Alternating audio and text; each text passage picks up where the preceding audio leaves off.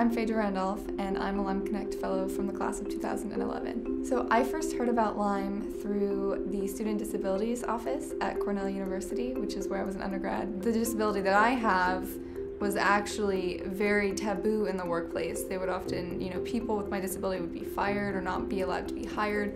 A lot of restrictions that existed in the United States at least.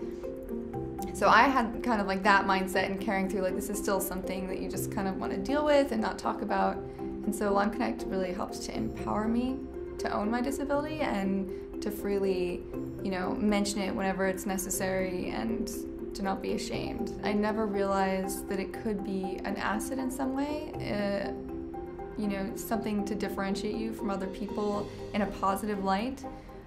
For me, it was always kind of this burden that I carried around that I didn't want to talk about or to mention. Many people who have disabilities might be ashamed of it and might think like, well, I already try to hide the disability that I have, so why would I want to be a part of a network or an organization that showcases that and surfaces this like demon of mine or something? Not that it should be, but that's often how people feel.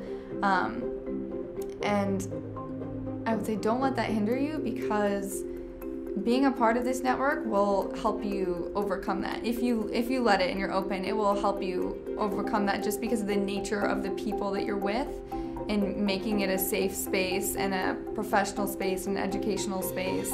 And with all these other high performers who have this same sort of,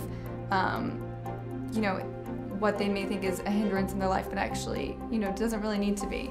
And especially as someone with a disability, if you want to learn how to conquer that and take your career to the next level and your education, you have nothing to lose and only everything to gain by joining a network of highly functional, successful members of society who also happen to have a disability.